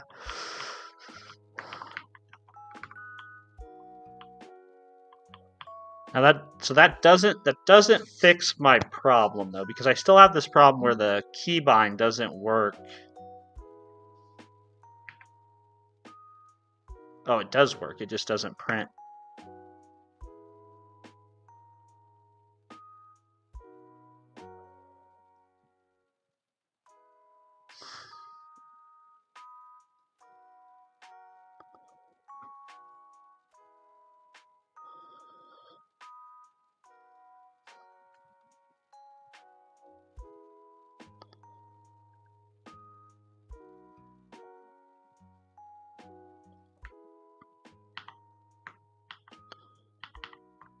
I wonder if does the other keybind work? That's saving. So let's close the tab. Let's open it back up. So saving works, but so save as does not work. Now, why doesn't save as work?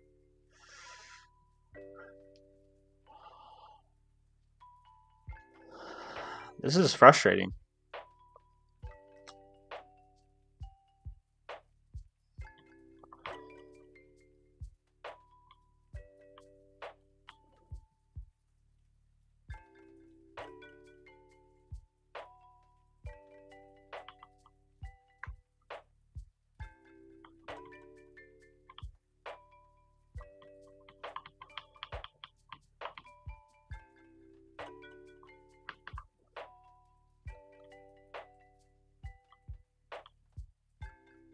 Oh, I think I know what it is. I think it's because the registration order of this matters. That's what it is. So basically, when we loop over this list, the save triggers before this trigger. So I don't know. That actually might be not a good thing that I've done. Because I really don't think registration order should matter, but I guess it kind of does. I mean, it mattered before too. Like my previous implementation, it mattered.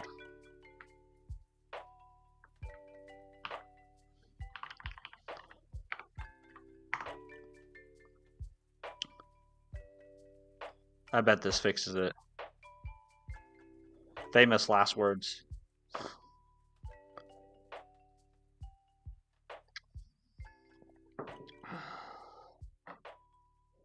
Hey Siri, send a text message to Kelsey Freeborn. I added that text to speech command too. You just type !TTS.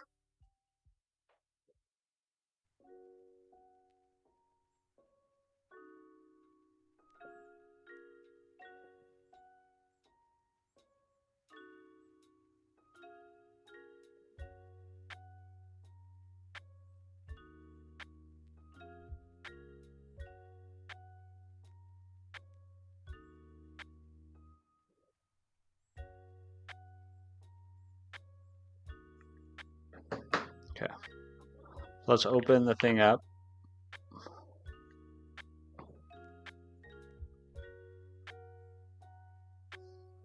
Control F. There we go. There we go. So I'm gonna have to remember that. The registration order matters. That's fine. I can live with it being like that. I don't know if I like it like that, but I can live with it being like that.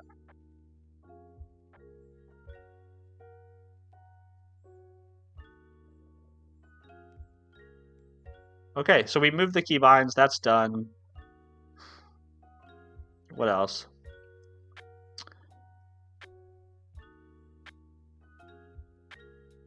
What? We've got a bunch of to-dos littered all over the code base. My single file code base. Let's see. Need to handle when the user cancels file action. It is causing the currently selected path to be emptied out. That we fixed already. Need to consider the way we are holding on to files. Maybe vec is not best. That is not true anymore.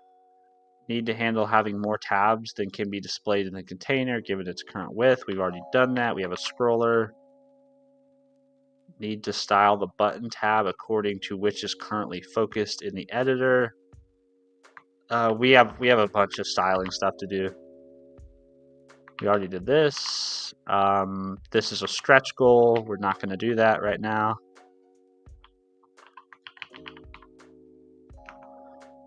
We are going to do this at some point, but not right now. Let's see what else to do. Okay, both of these are for later, or later things. All right, the thing I think I'd like to do next is I'd like to make the file operations asynchronous, right? So when we open a file, we save a file, all that stuff, I'd like to make all of that async. So let's go to our actions.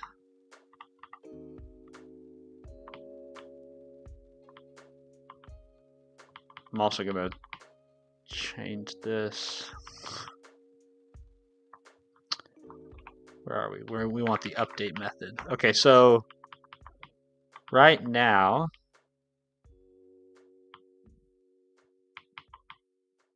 save file as.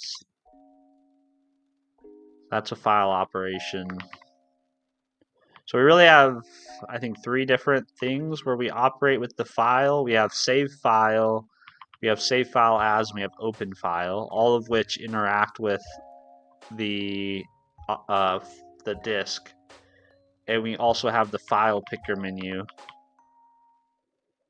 And I think these have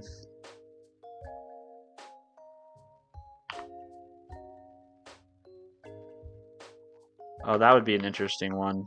Allow opening multiple files.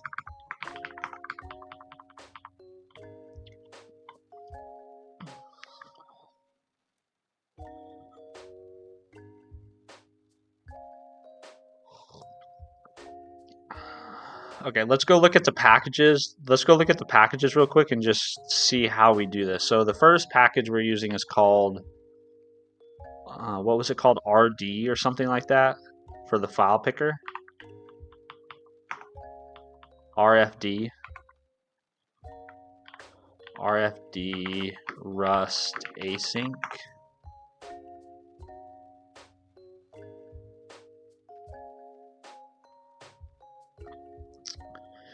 Async file dialog new.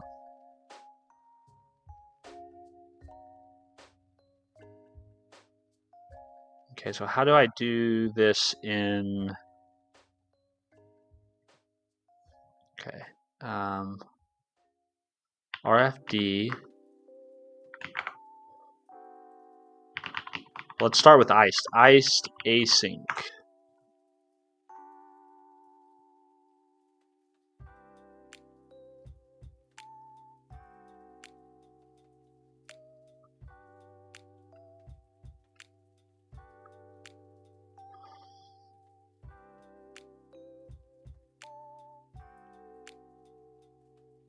I remember them talking about something called Tokyo at some point in the documentation.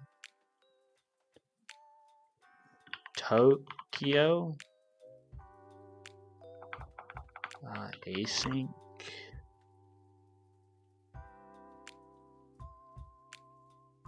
No, that's not it.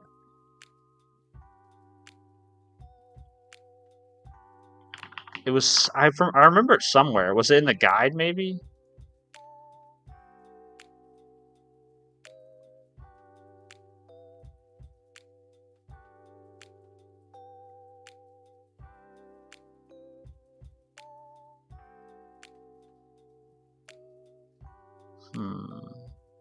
The official cookbook.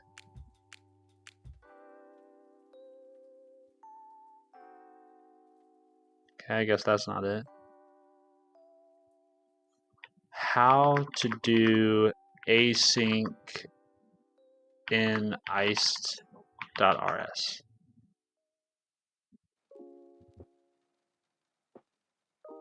In your update function, return a task created with task performed. Provide your async function and a closure to transform its output into a message. Okay.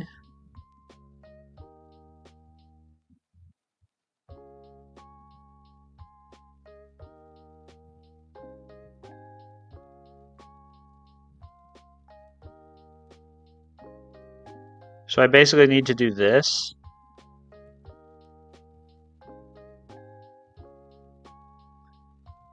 And then I have to transform my function into an asynchronous function, which I don't really know how to do.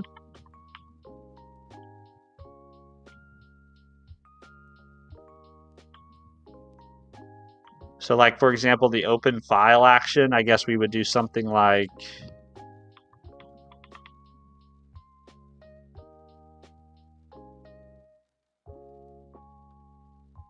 I guess a lot of this has to be refactored, huh?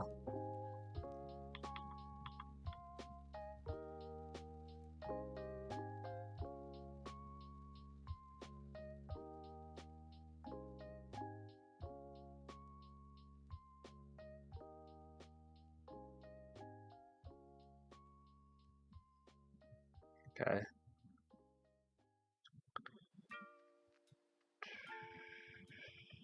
The Rust programming language. I think we might have to go back into learning mode to figure this out.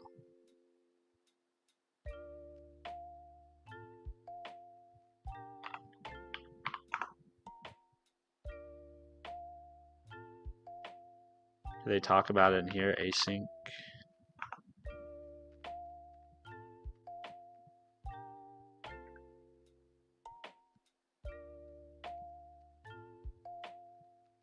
Yeah, I think we'll have to go back into learning mode. Learning mode gross.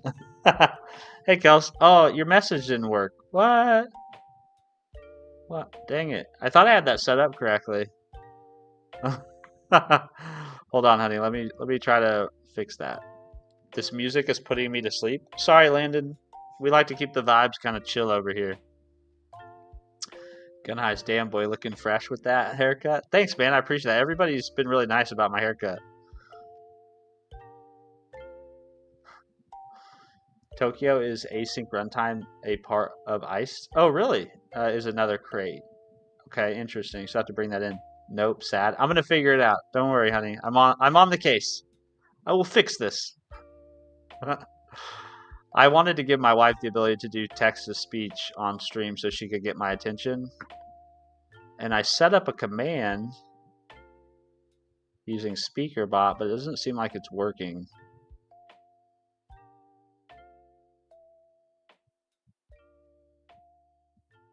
So I'm going to take a moment and try to figure that out. Command triggered. Yes.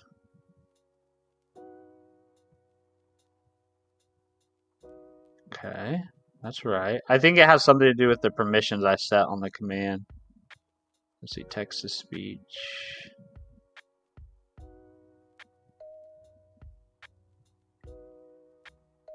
your username. Yep. Allow. Enabled. Sources.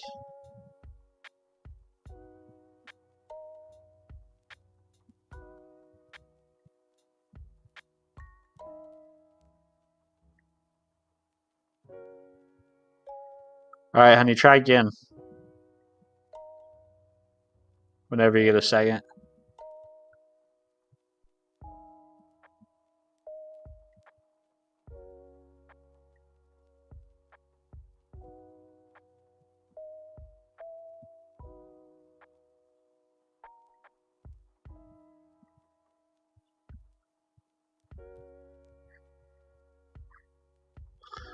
I think I fixed it. Okay. Back to async. So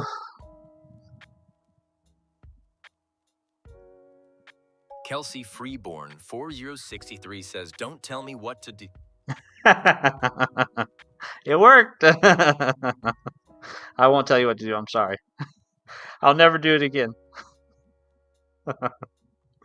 It worked. All right. Well, Kelsey, you're the only special one in the chat. You're the only one who can trigger TTS with the command.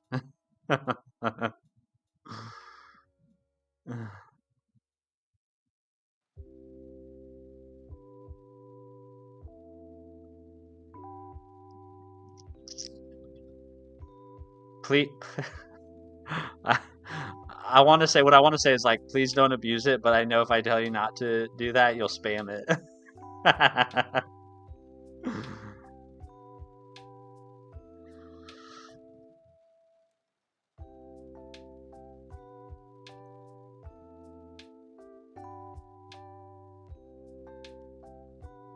All right, I'm gonna shift off what I was doing, and I'm gonna try to build this little async thing that walks me through some basics. Kelsey Freeborn 4063 says, "Chaos, my love."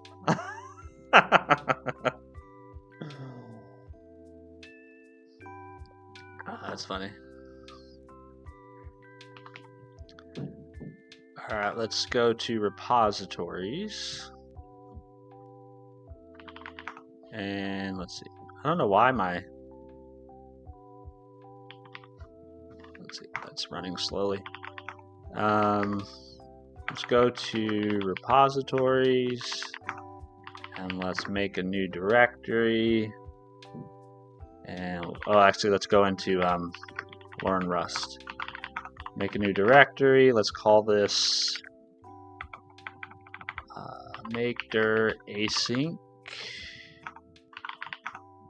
CD in there. Oh, whoops. I guess I should have actually just followed what they said to do. Let's see. Our first program. To keep the focus of this chapter on learning async rather than juggling parts of the ecosystem, we've created the triple crate. Triple is short for the Rust programming language. It re-exports all the types, traits, and functions you'll need primarily from the futures and Tokyo crates. The Futures Crate is an official home for Rust experimentation for async code. It's actually where the Future trait was originally designed. Tokyo is the most widely used async runtime in Rust today, especially for web applications. There are other great runtimes out there, and they may be more suitable for your purposes. We use the Tokyo Crate under the hood. Okay. Okay, that's fine. That's fine. Cargo new hello async.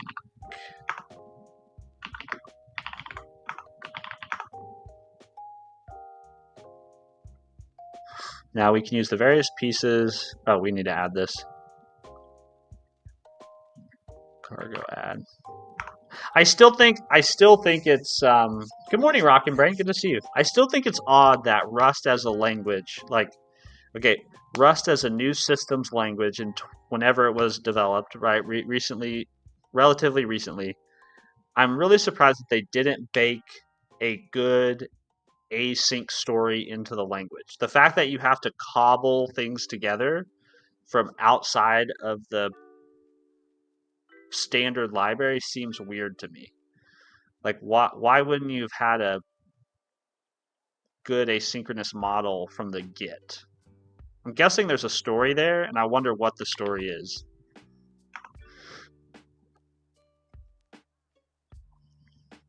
Maybe the story is, well, we just didn't want to we didn't want to deal with it, Steven. It was too difficult. Deep code. What are you building today? We are building, or we were working on building a Notepad app, and that's still what I'm building. But what I want to do in my Notepad app is I want to make the file operations asynchronous, and I've never done anything asynchronous in Rust to date. So I'm stopping for a second, and I'm going to do a little bit of a tutorial on asynchronous Rust code real quick, and then we'll try to jump back over and solve the actual problem. So that's the plan at the moment.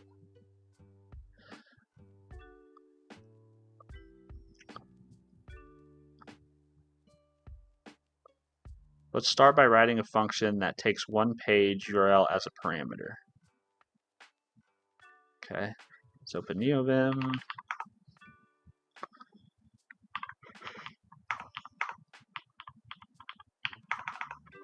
Excuse me.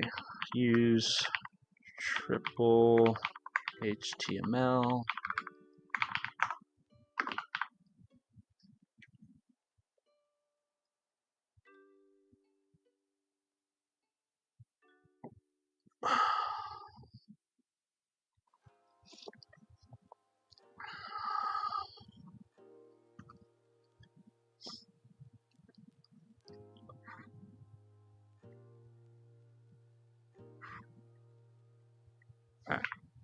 So there's the async keyword. Okay, so that's the first thing, right? That's different. We have a page title. We have a URL, which is of type string slice. It returns an option of own string. Okay.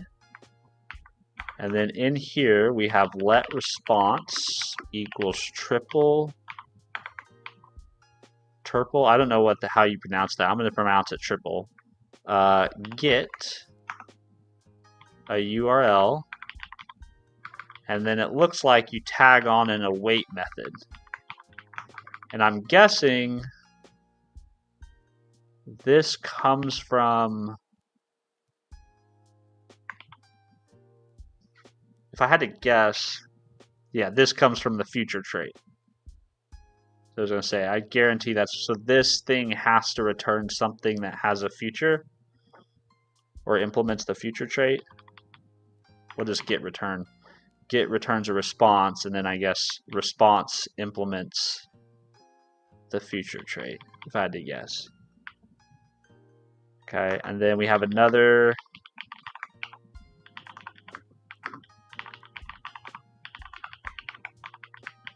await like this. So this is kind of similar, like, you know, if you're familiar with like TypeScript, right? Like we're basically doing this, right? This would be the equivalent of like await fetch some URL, and then this would be like data or like text. Sorry, let's say const text equals await res.text.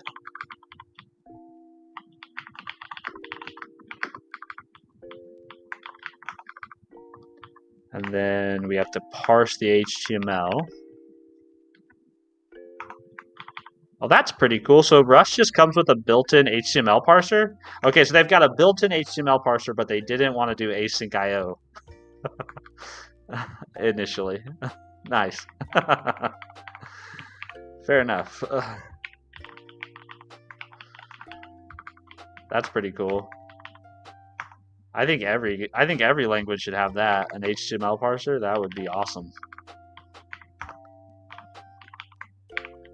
And then we give it a lambda, the title. And we say title.inner HTML. Okay, so everyone's happy, which is good. So we basically fetch the URL. That gives us a response. We get the text of that response, and then we parse out the title using this HTML parser. That's pretty cool. I like that. Feels okay. I do think this seems a little odd to me, the wait on the end, but I can get used to it. So first we define a function named page title, mark it up with async keyword. Then we use the triple get function to fetch whatever URLs passed in, add the await keyword to await the response, to get the, for the, especially if the body's very large, it can take some time for it to arrive because we have to wait for the entirety of the response to arrive. The text method is also async. Yep. We have to explicitly await both of these futures because futures in Rust are lazy. They don't do anything until you ask them to with the await keyword. This might remind you of the discussion of iterators in the processing series. I haven't done that one yet. This laziness allows Rust to avoid running async code until it's actually needed. Okay, so once we have response text, we can parse it to an instance of HTML type.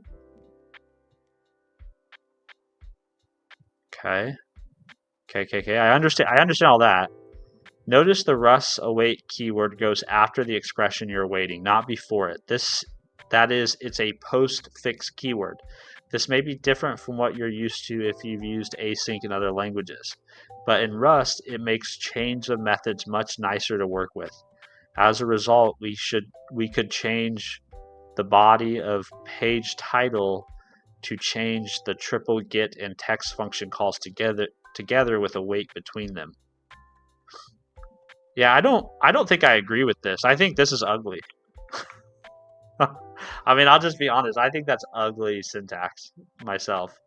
But I'm happy to jump to join the team, but I think it's ugly. I don't think it makes it easier or nicer.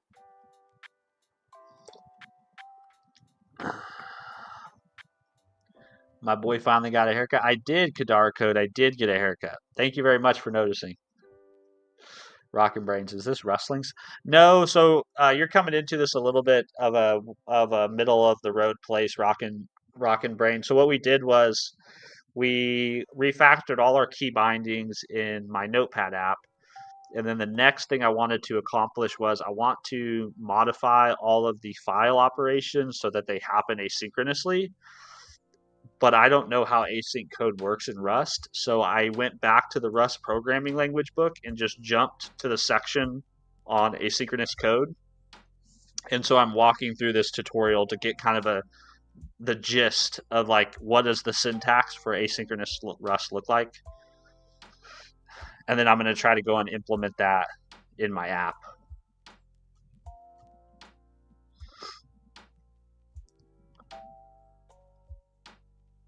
See, when Rust sees a block marked with the async keyword, it compiles it into a unique anonymous data type that implements the future trait. When Rust sees a function marked with async, it compiles it into a non-async function whose body is an async block. An async function's return type is the type of the anonymous data type the compiler creates for that async block. Thus, writing async function is equivalent to writing a function that returns a future of the return type. To the compiler, a function definition such as async func page title is roughly equivalent to a non-async function defined like this.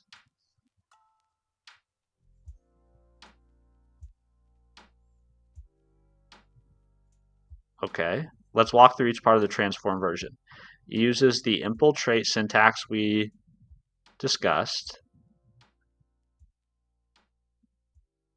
Okay. The return value implements the future trait with associated type of output. Notice that output type is option string, which is the same as the original return type from the async function version of page title. All the code in the body, remember that blocks are expressions. This whole block is the expression returned from the function. The async block produces a value with the type option string. That value matches the output type in the return type. The new function body is an async move block because of how it uses the URL parameter. We'll talk much more about async versus async move later in the chapter. Okay, now this is what I want to, this is what I'm most interested in. Now, executing async function with the runtime. To start, we'll get the title for a single page shown in the listing 7.3. Unfortunately, this code doesn't compile. Okay, so this is where we have to go. This is still, again, I think this is weird. This is a weird thing about Rust. The fact that this doesn't just work in your language, you have to go do something else, I think is weird. It's not allowed to be async. Okay. We follow the same pattern we used to get command line arguments in the accepting command line argument. Then we pass the URL. That's fine. The only place we cannot use the await keyword is in async functions or blocks. And Rust won't let us mark the special main function as async.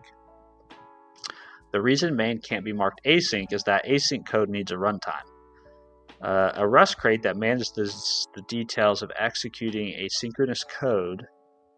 A program's main function can initialize a runtime, but it's not a runtime itself. We will see more about why this is the case in a bit. Okay, they're going to explain this to me. Everything will be made clear to you, Stephen. Good morning, Mark. Good to see you. Yes, fresh cut indeed. Yes. I'm still blown away that everybody has been so nice to me about my haircut. I'm just not used to such kindness on the internet.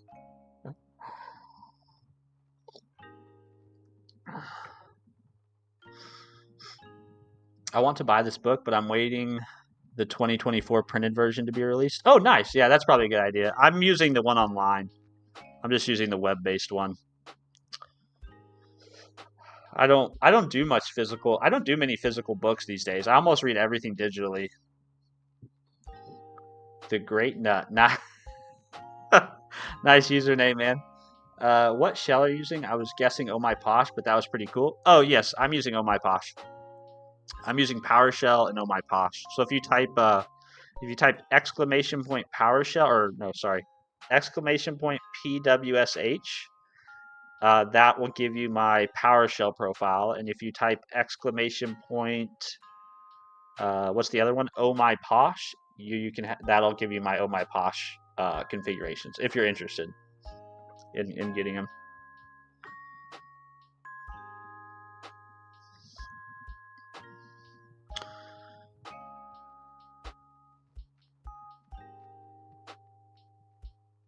All right, most languages that support async bundle a runtime, but Rust does not.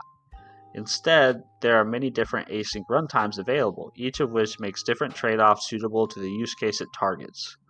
For example, a high-throughput web server with many CPU cores, a large amount of RAM, has very different needs than a microcontroller with a single core, a small amount of RAM, and no heap allocation. The crates that provide those runtimes also often supply async versions of common functionality such as file or network I/O. Here and throughout the rest of this chapter, we'll use the block on function from the triple crate, which takes a feature as an argument, blocks the current thread until this feature runs to completion. Behind the scenes, calling block on sets up a runtime using the Tokyo crate that's used to run the feature passed in. Once the feature completes, block on returns whatever value the feature produced. We could pass the feature rendered by page title directly to block on, and once completed, we could match on the resulting option, as we tried to do in listing 17.3. However, for most of the examples in the chapter, we'll be doing more than just one async function call. So instead, we'll pass an async block and explicitly await the result of the page title call. Okay, guys, I'm just going to say this, but I know somebody's going to say this is a skill issue, but this is not a good async await story for a language. When you're competing against things like C# and JavaScript and Go, this is a pretty rough async await story they've got going on here in Rust. All right, so let's just copy this and we'll stick it in our main.